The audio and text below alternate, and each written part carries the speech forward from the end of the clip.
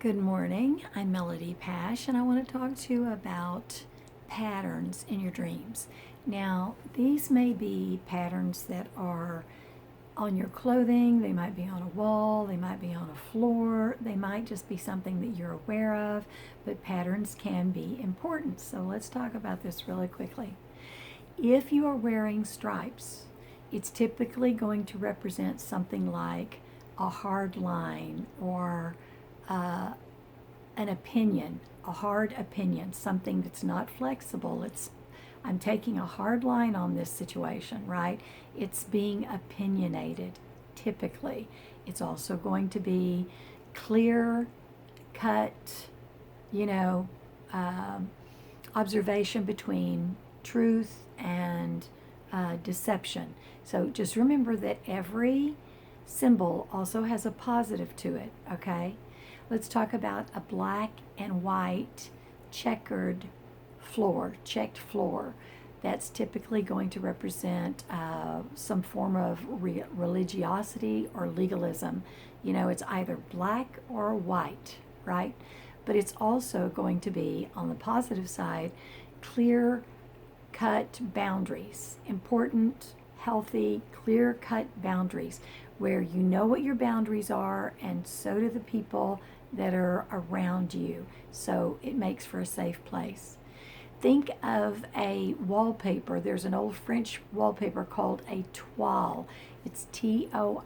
And it's pictures of pastoral scenes in monochromatic. So it may be all of one color but gradient, like a PMT or like a sepia tone, something like that, like a negative from a camera. Or it might be two colors. Sometimes it's cream and red. It might be brown and cream. It might be yellow and red. It's usually only two colors.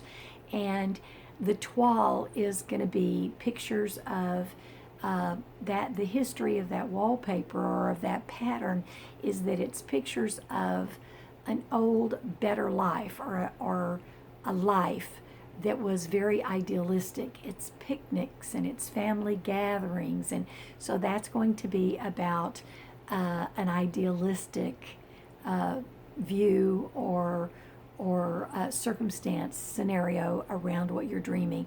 Now it's also monochromatic, or it's only two colors. Remember, so it's also not real flexible. It only has two colors, right? So it's limited to some extent. It's going to be limiting metaphorically. Think of Polka Dots and Audrey Hepburn. Some of her clothing. Polka Dots is classic, but it's also quirky, and it's okay with being different in a classic way. It's not like you're going completely over the edge. You're not getting super risky, but you're okay with being a bit different, a little quirky or whimsical, which is a good word too. Florals represent traditional or sweet, something very traditional. It's something that everybody would put on their walls, or everybody would put into a carpet, or even draw. Those designs are very traditional in nature. Plaids are going to be interconnected. You know, they're woven, they're knit together, they're woven together, or they're overlapping. So think interconnected, okay?